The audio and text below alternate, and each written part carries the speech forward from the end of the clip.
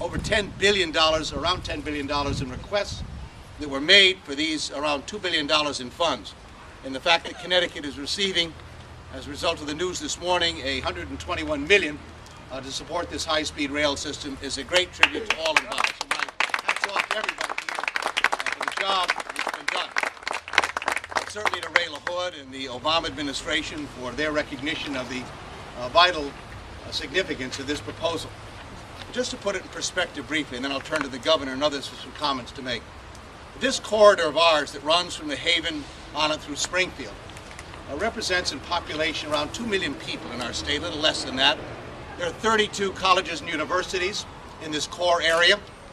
There are some 120,000 students who attend institutions of higher learning in this core.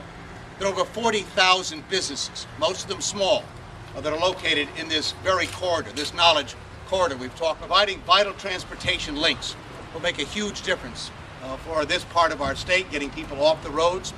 The Federal Highway Administration, the Federal Railroad Administration anticipate that some 4,000 less automobiles will have to travel our roads. There'll be 10,000 tons of less emissions as a result of this corridor, this high-speed rail system going into place. More than 5,000 jobs over the next 9 years in construction work, and around 1,400 jobs a year as a result. So at a time, obviously, of a lot of stress for people in our state, with high unemployment rates not only here but around the country, this not only provides relief and opportunity in the short term, but in the very long term. It is really a future investment in our state, taking the richness and the vitality that exist in this part of our state and providing the alternative of clean transportation and jobs, linking up jobs with people in their homes so they have a chance to grow and prosper as all of us want to see happen. It's good news for commuters, it's certainly good news for businesses and for the economic development along the central Connecticut corridor.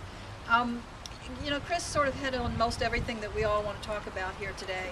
But it's really, to me, when I talk about it being a good news day, all of us love to be at good news events, and we could all use a few more of them these days. But it's good about the future of transportation in our state, not only for the state, but throughout New England as well.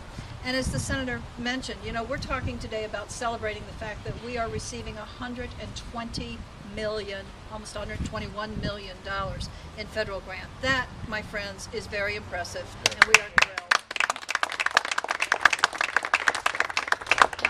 A little bit candid with you and tell you that it's not everything that we asked for, but while it isn't everything that we asked for, it will allow us one important thing that we need to continue to focus on, and that is to run trains in both directions. That may sound like a small thing to some folks, but it's pretty important when we're talking about high-speed rail and improving the service all along the route. We won this competitive grant, and it is a very highly competitive grant because, as Senator Dodd just said, everyone was working together. Our legislative, our congressional delegation, obviously the Senator's office, my office, Department of Transportation, everyone recognized how important this was and that we needed to have the best application we could put together. And that's exactly what we did.